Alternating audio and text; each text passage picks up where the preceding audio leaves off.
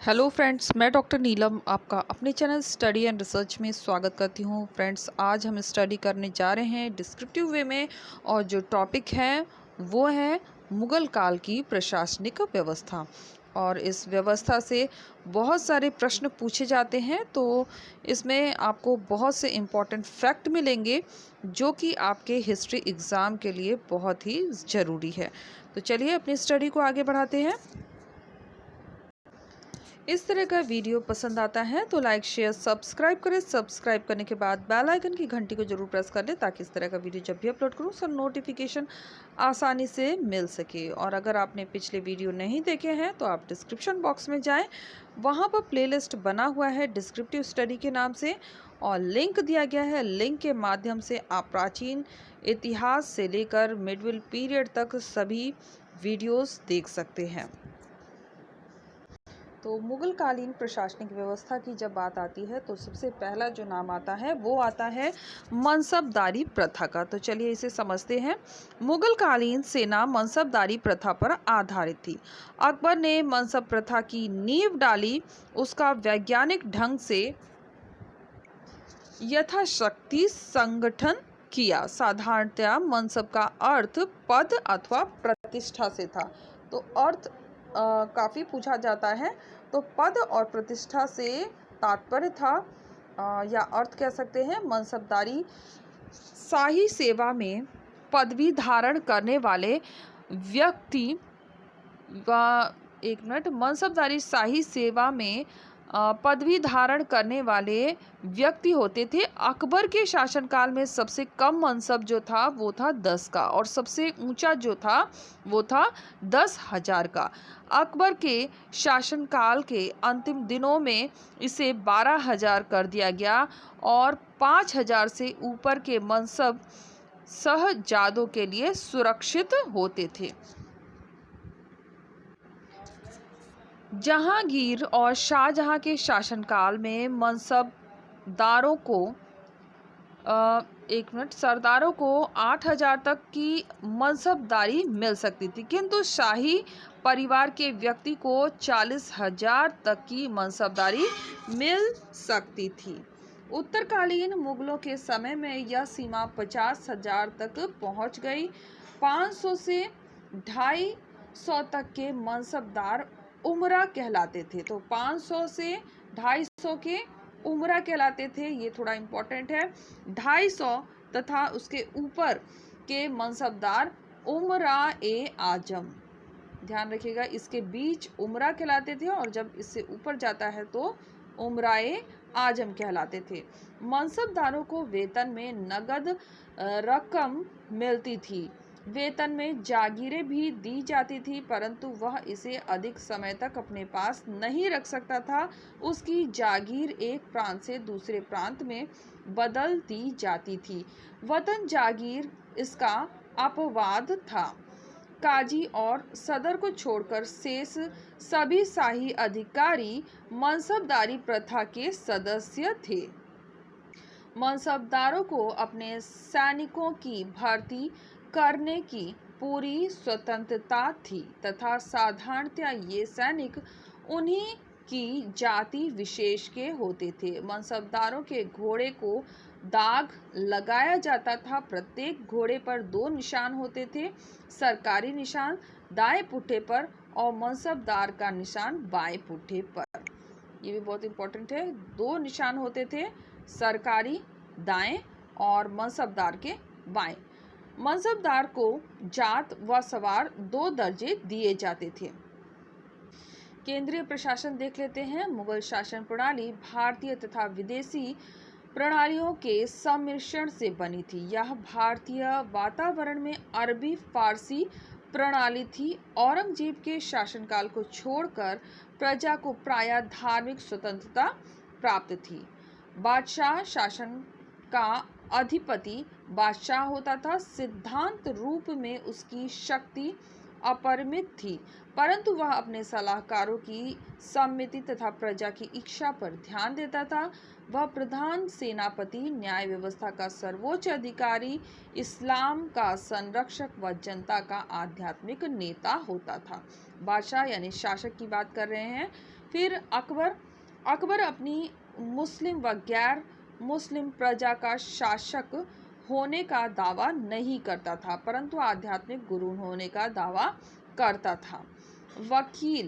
वकील ए मुतलक बादशाह के बाद शासन प्रबंधन करने वाला सबसे बड़ा कर्मचारी वकील होता था। इसे बाद में वजीर कहा जाने लगा। पहले यह केंद्रीय सरकार के समस्त विभागों का एक तरह से अध्यक्ष होता था। इसे मंत्रियों को नियुक्त करने व पदच्युत करने यानी पद से हटाने का अधिकार था, परंतु धीरे धीरे उसे इन अधिकारों से वंचित कर दिया गया।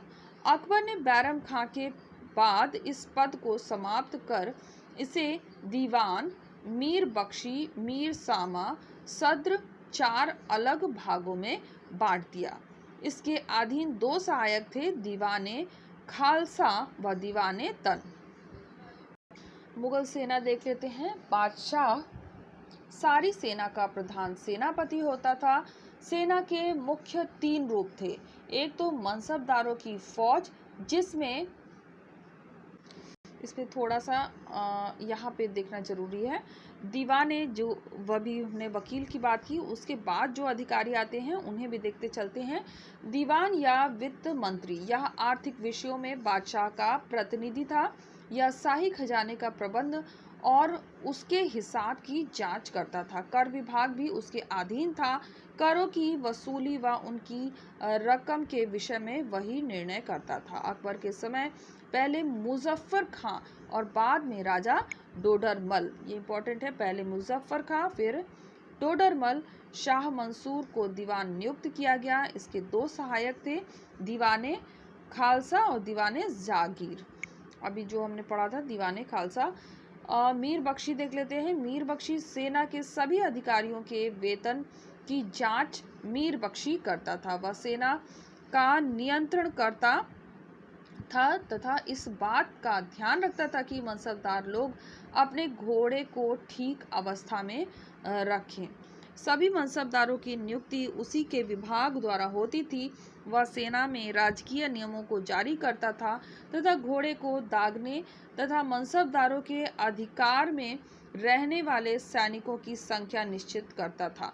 2 अन्य बख्शी होते थे, बख्शिया हुजूर और बख्शिए शाह गिर्द पेशा। काजी, प्रधान काजी, यह प्रधान न्यायाधीश था। काजी उल कुजात फौजदारी मुकदमों का मुस्लिम विधान के अनुसार फैसला करता था। वह प्रांत, जिला तथा नगर के काजियों की नियुक्ति करता था।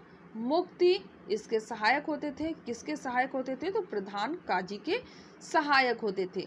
ये अरबी न्याय शास्त्र के विद्वान होते थे और संबंधित मुकदमों के संबंध में इस्लामी कानून का मूल रूप काजी के सामने रखते थे। मुहतसिब, और ये बहुत इम्पोर्टेंट है, ये नेट में इस पर आया भी था क्वेश्चन। इसका कर्तव्य था कि शरीयत में मना किए गए कार्यों से लोगों को रोके तथा साधारणतया जनता के दुष्चरित्र को रोके। मुगल काल में प्रथम बार इसकी नियुक्ति औरंगजेब ने की थी। प्रधान सद्र उस सुदूर, यह धार्मिक, धन संपत्ति तथा दत्तव्य विभाग का प्रधान होता था। सम्राट तथा शाही परिवार के दूसरे सदस्य धर्मात्मा, विद्वान, उलेमा, साधु, संतों की सहायता के लिए जागीर व धन आदि देते थे। सद्र का काम योग्य व्यक्ति को धन दिलाना था। मीर समा, यह शाही राजमहल, हरम, रसोई, कारखाने आदि का प्रबंधक था। कौन था? मीर समा। मुगल काल में प्रधान विभाग, आय व्यय विभाग दीवान के अधीन, सेना विभाग तथा वेतन विभाग मीर बख्शी के अधीन, शाही परिवार का प्रबंधन खानसामा के अधीन, न्याय विभाग काजी के अधीन, धार्मिक संस्थाओं को दान देने का विभाग सद्र के अधीन, प्रजा के चरित्र व धर्म का निरीक्षण मुहतसिब के अधीन। अन्य पद मीर माल, मुस्तौफी, मुशर्रफ, राज सचिव, नाजीरे बयूतात शाही कारखाने का अधीक्षक कहलाता था। मीर ए आतिश तोप खाने का निरीक्षक, दरोगाए डाक चौकी डाक अधीक्षक, मीर ए मंजिल मीर ए बहर नौसेना अधीक्षक, और ये आया भी है नेट में, मीर ए बर वन अधीक्षक, मीर तोजक उत्सवों आदि का प्रबंधक। तो इसको एक बार जरूर आप नोट्स अगर बना रहे हैं तो जरूर राइट करिए, क्योंकि इसके मीनिंग जरूर पूछे जाते हैं। प्रांतीय प्रशासन, अकबर के शासनकाल के अंत में सूबों की संख्या 15 थी, जो 1689 में औरंगजेब के शासनकाल में बढ़कर 21 हो गई। इनके नाम यहाँ पे दिए हैं। अगर आप चाहते हैं इसे राइट करना तो वीडियो पॉज करके आपसे राइट कर सकते हैं। हम आगे चलते हैं। सूबेदार देख लेते हैं। सिपाह सलार, यह सूबे में बादशाह का प्रतिनिधि व सूबे का प्रमुख था। इसके अधीन एक बड़ी सेना होती थी। राज्य की सीमा में एकत्र व न्याय आदि का फैसला करता था। अकबर के काल में यह सिपा सलार कहलाता था। दीवान, यह सूबेदार के अधीन न होकर केंद्रीय दीवान के प्रति उत्तरदायी होता था। प्रांत में वित्त विभाग का अध्यक्ष होता था। सूबेदार व दीवान दो स्वतंत्र व समान सत्ताएं थी। सदर काजी, इसकी नियुक्ति केंद्रीय काजी के द्वारा की जाती थी। यह प्रांत में न्याय विभाग का अध्यक्ष था। तो ये प्रांत का था। प्रांतीय बख्शी, मीर बख्शी की सिफारिश पर इसकी नियुक्ति होती थी। यह सिपा सलार के अंतर्गत सेना की भर्ती तथा नियंत्रण का उत्तरदायित्व संभालता था। कोतवाल, यह सूबे की आंतरिक सुरक्षा, शांति और सुव्यवस्था की देख रेख करता था। यह सूबे के सभी थानों का सर्वोच्च प्रबंधक होता था। जिले का प्रशासन देख लेते हैं। प्रत्येक सूबे कई जिलों यानी सरकार भी कहे जाते थे जिलों को में बटा होता था। और इसमें कौन कौन होते थे? तो फौजदार, यह जिले का एक प्रमुख सैनिक अधिकारी था। इसके अधीन एक सैनिक दल होता था। यह जिले में शांति और सुरक्षा का प्रबंध करता था। अमल गुजार, यह जिले का दूसरा प्रमुख अधिकारी था। यह जिले की माल गुजारी एकत्र करता था।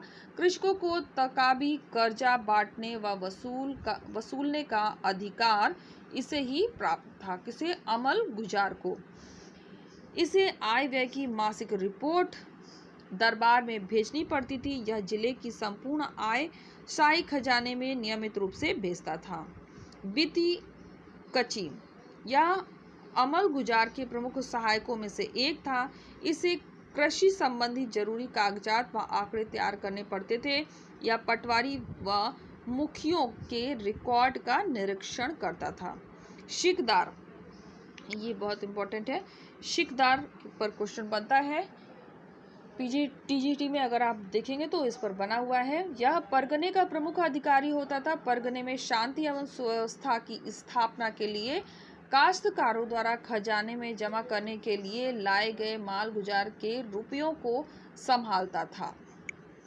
आमिल या मुंसिफ भी कहलाता था। आमिल मुंसिफ भी कहलाता था। इसे जिले के अमल गुजार के समान ही कार्य करना पड़ता था। इसका गांव के काश्तकारों से सीधा संबंध था।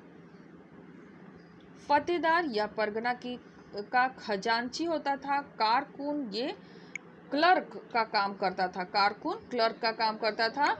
ये उत्पादन योग्य भूमि, पैदावार, माल गुजारी, वसूली, बकाया धन आदि बातों का लेखा जोखा रखते थे। कानूनगो, ये भी बहुत इंपॉर्टेंट है। कानूनगो, इस पर भी प्रश्न बनता है।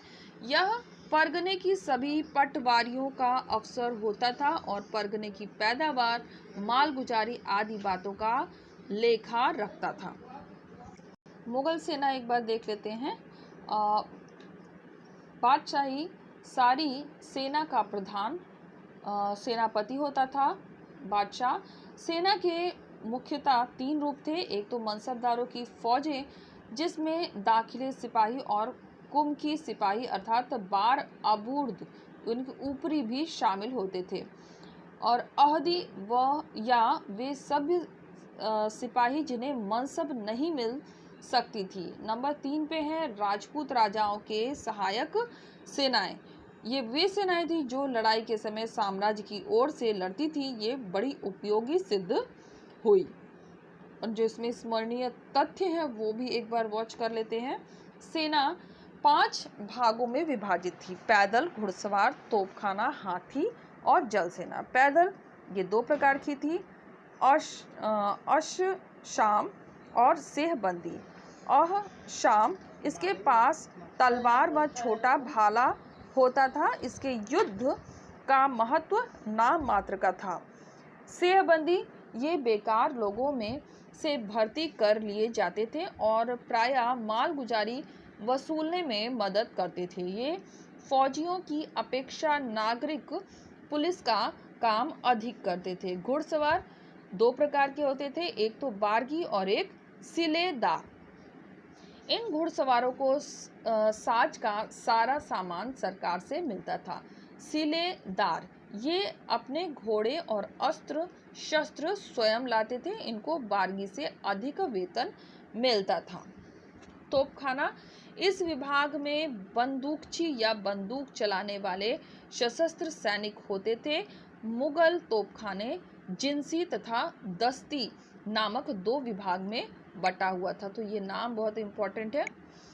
जिनसी तोपखाने के पास भारी तोपें होती थी।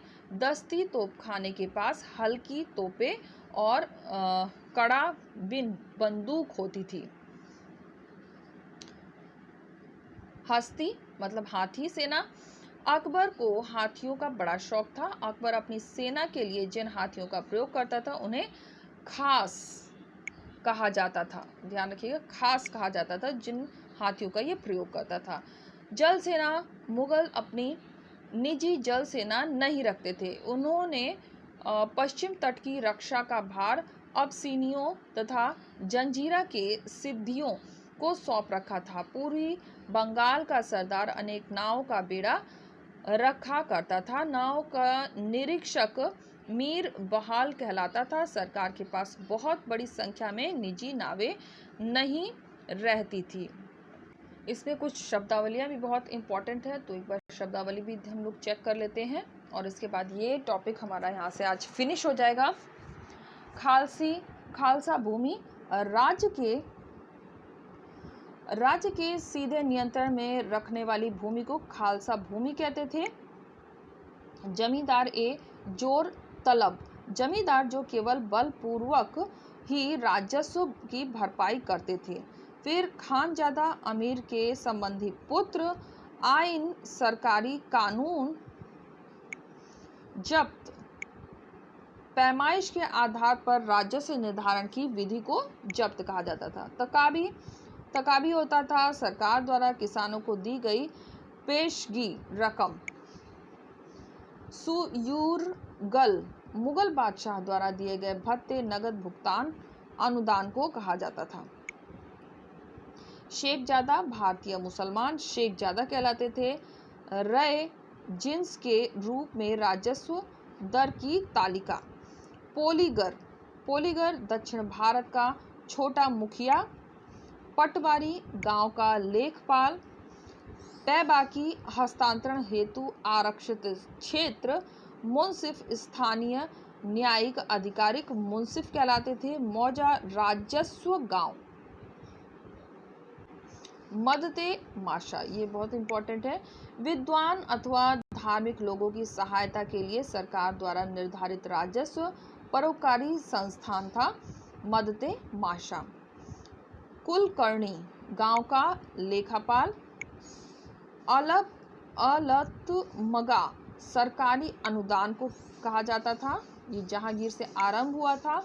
अमीन, शेर शाह के शासनकाल में परगने का अधिकारी अमीन कहलाता था। चकला, खालसी भूमि, शाहजहां द्वारा निर्मित प्रशासनिक क्षेत्र, ये कहलाता था चकला। कबूलियत, राजस्व अदा करने के लिए दिया गया लिखित वचन। फिर दाम, तांबे का सिक्का। दार उल अमल अकबर द्वारा राजस्व निर्धारण की दरों की सूची जो नगद करों में दर्शाई जाती थी उसे दार उल अमल कहा गया। गुमाश्ता अधीनस्थ कर्मचारी को हासिल वास्तविक आय जमा राजस्व द्वारा निर्धारित जागीर का कुल राजस्व। कानूनगो, ये भी बहुत इंपॉर्टेंट है, कानूनगो भूमि के विभिन्न हितों, नियमों, भू राजस्व वसूली का रिकॉर्ड रखने वाले सरकारी कर्मचारी जो लेखपाल या पटवारी के ऊपर होता था। अब वाब उपकर चुंगी प्रभार। तो यहाँ हमारा टॉपिक ये फिनिश होता है। तो फ्रेंड्स हम आ गए हैं प्लेलिस्ट में, आप ये देख सकते हैं, ये एनटीए यूजीसी नेट के ओल्ड पेपर है जिसे मैंने डिवाइड करके प्रोवाइड किया है, और ये रहा प्रैक्टिस सेट बी, और इसी तरह से नेट के लिए ही प्रैक्टिस सेट ए भी है। बी में मैंने टॉपिक वाइज आपको हिस्ट्री प्रोवाइड किया है, और ए में मिक्स है, हिस्ट्री के ही क्वेश्चंस हैं लेकिन वो मिक्स पैटर्न पे हैं। और ये रहा जो अभी हम स्टडी कर रहे हैं, इसकी प्लेलिस्ट में आपको दिखा देती हूँ। ये डिस्क्रिप्टिव स्टडी अगर आपको करना है अच्छे से तो आप डिस्क्रिप्शन बॉक्स में जाइए, डिस्क्रिप्टिव स्टडी करके वहाँ पर प्लेलिस्ट बना हुआ है, लिंक दिया गया है, लिंक के माध्यम से आप इन सभी वीडियोस को देख सकते हैं। और कल से जो मिडल हिस्ट्री है वो ख़त्म होता है, और हम जो टॉपिक नया लेने वाले हैं वो है मराठों का अभ्युदय। तो उम्मीद है आपको वीडियो पसंद आया होगा। वीडियो पसंद आता है तो लाइक शेयर सब्सक्राइब करें, सब्सक्राइब करने के बाद बेल आइकन की घंटी को जरूर प्रेस कर लें ताकि इस तरह का वीडियो जब भी अपलोड करूँ उसका नोटिफिकेशन आसानी से मिल सके। Okay friends, good night, take care and bye bye.